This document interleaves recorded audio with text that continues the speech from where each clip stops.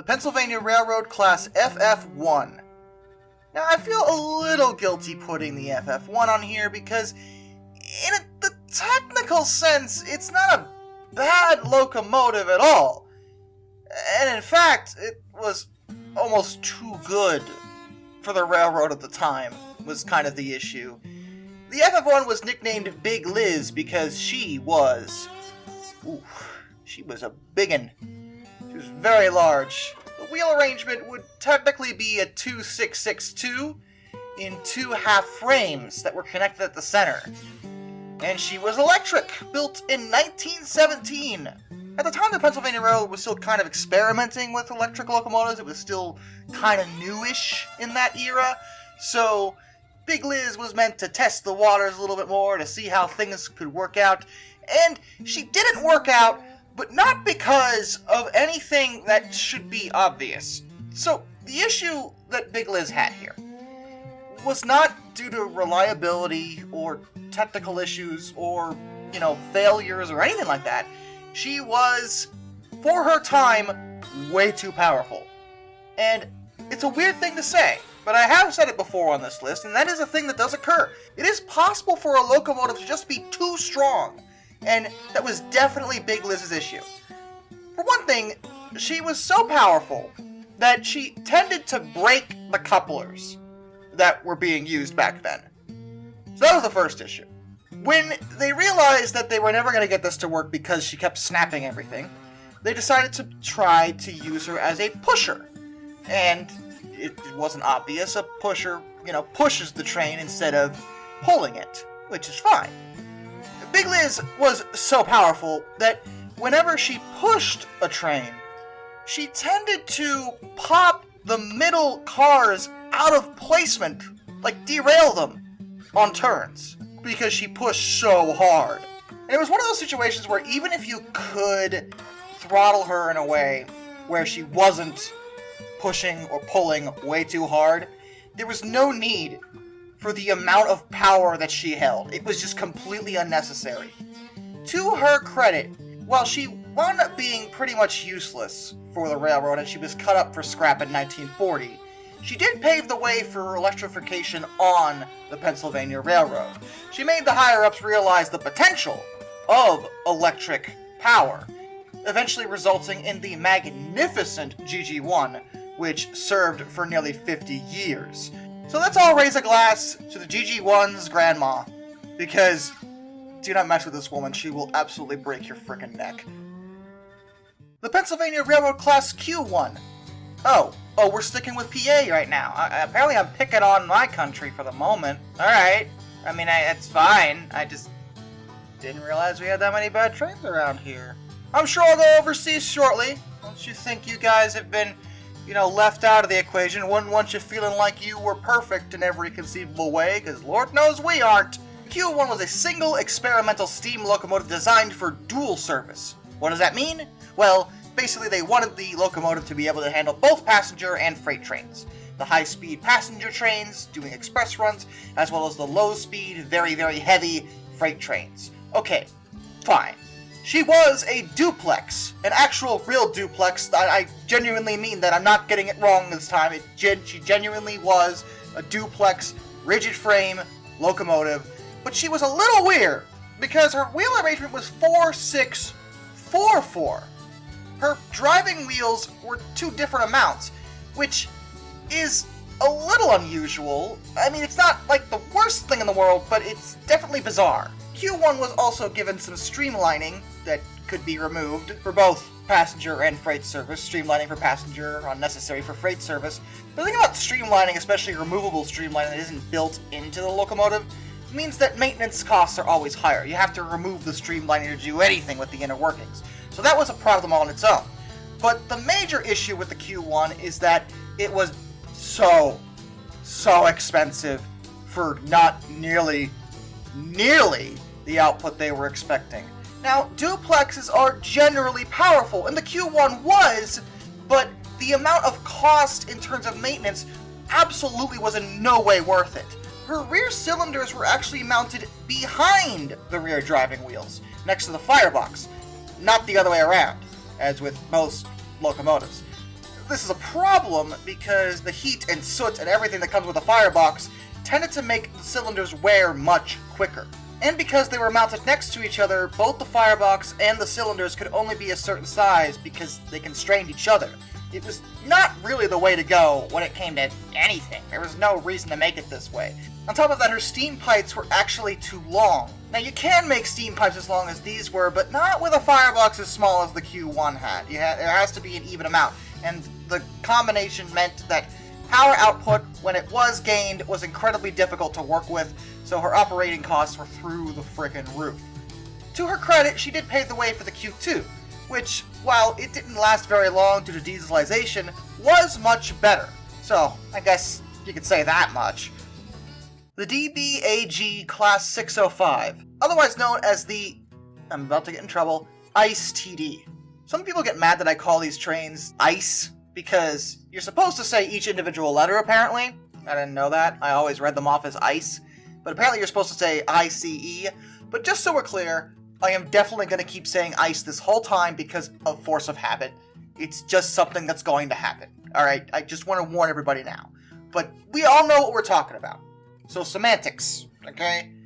The ICE TD, see I did it right that time, was supposed to be the latest and greatest version of the German ICE trains. The high-speed rail line intercity express system was an insane victory for the German people as a whole, as well as the rail network. They were great, like they were awesome, and the TDs were not at all. They were a major misstep.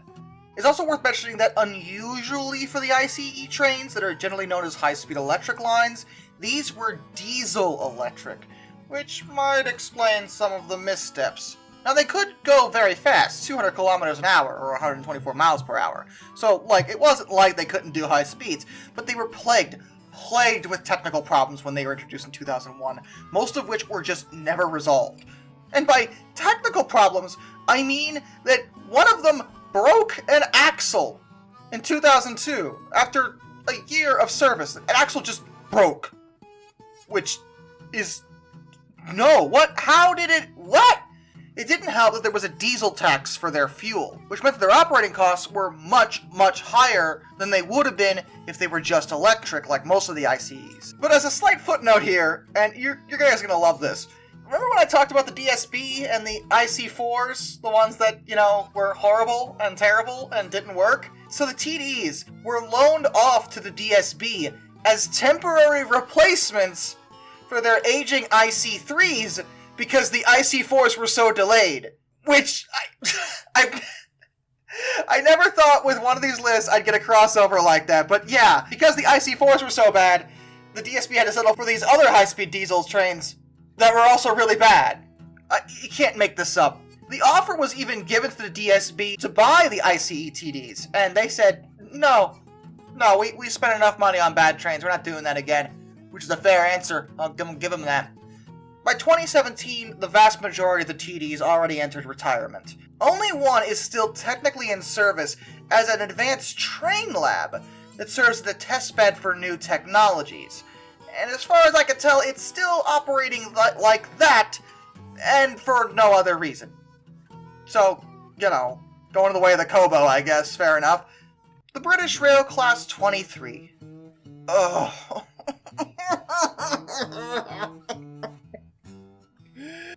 Oh, do I exist only to suffer?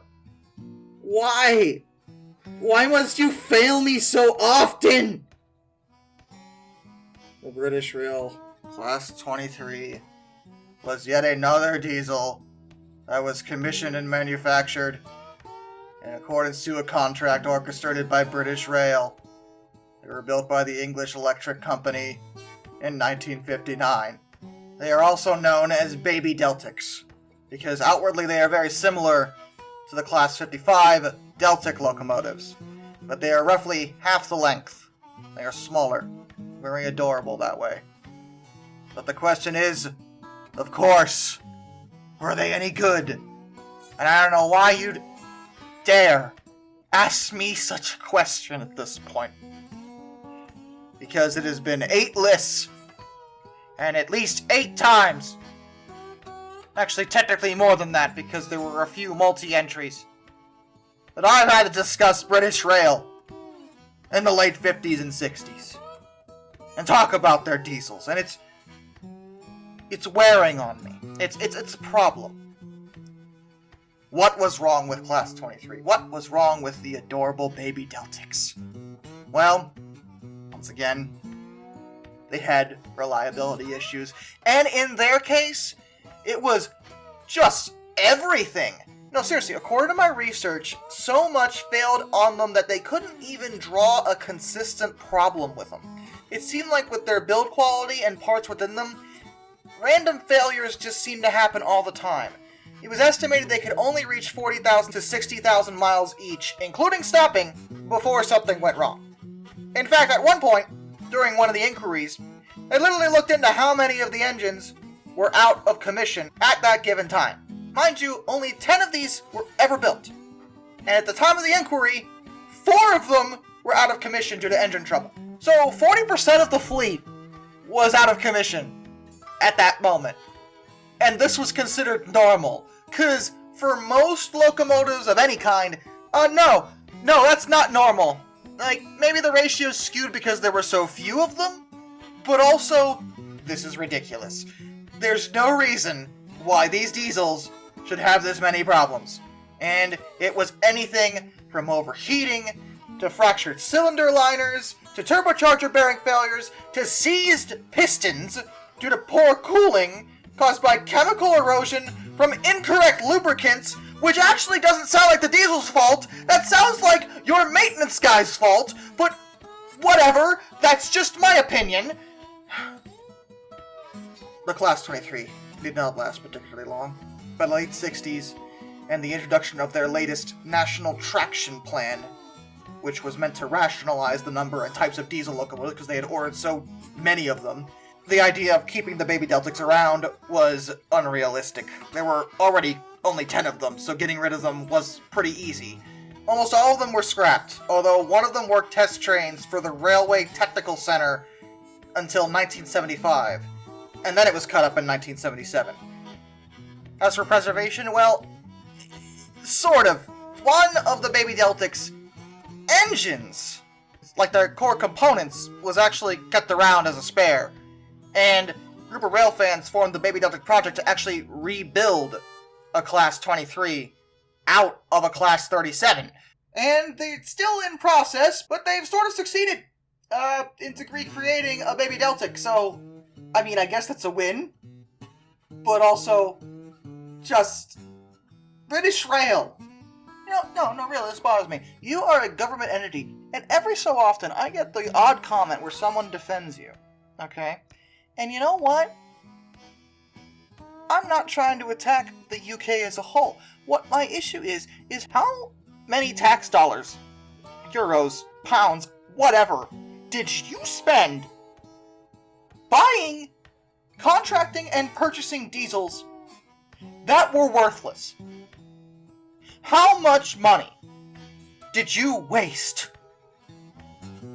I just want everyone to consider that the next time you think about yelling at me about targeting British Rail, because seriously, this is not okay. None of this has been okay. I just want us to acknowledge that. That's all I want anymore. And I just want the pain to stop.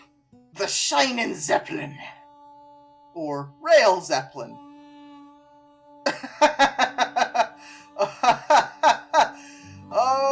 Okay, so where to even begin here? This, rail car, yes, we're gonna go with that, was created in 1929 by Franz Krukenberg, who is notable for being an aircraft engineer, if that wasn't clear. Now you may notice something odd about it, in that the propulsion method is rather unique for any kind of rolling stock, particularly on rails, or really anything on the ground. It indeed uses a propeller, a prop, just like on an airplane. And this, well, it worked, to its credit, it did go forward, and in fact set a land speed record for a petrol-powered railcar. On the 21st of June 1931, it was clocked at going 143 miles per hour, 230.2 kilometers an hour, which even today is absurdly fast. No question about it. But to be honest, the speed was only possible not necessarily because of the propeller, but because of the car's low weight. This thing only weighed 20 tons, which I know when you say it sounds like a lot, but that is so much lighter than the vast majority of other anything on the rails at all, particularly locomotives. Now, the Schienenzeppelin was never actually put into production. The reason for this is actually quite simple.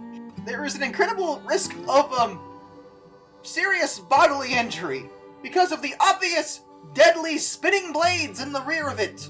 Everyone was worried about safety issues with this thing. Like, anyone who saw it, yeah, okay, it's cool. It is very cool. Looks like a mad science project gone way over the line. We already discussed how cool the whole jet power train thing was. Like, those were cool too. But, similar issues.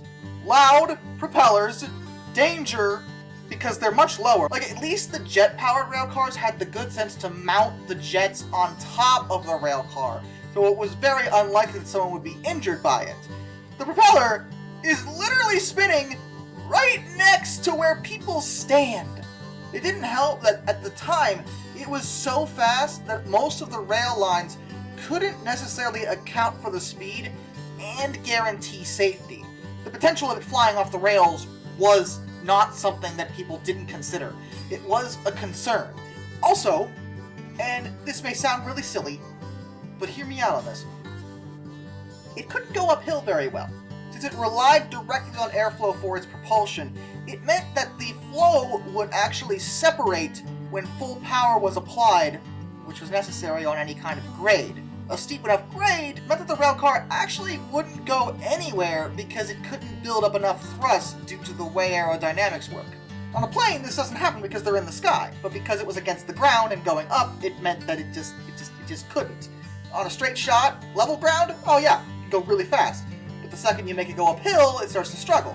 And then the notion came up, well, then we have to make it so that it can run off of something else, like a diesel or electric or something. But then the second you do that, you increase the weight and make the point of risking everyone's heads with a giant rotating propeller completely pointless. Like, there was no reason to do it that way. So the project was effectively abandoned, and it was dismantled in 1939. So with that, till next time, this is Darkness, and I bid you all a fond farewell.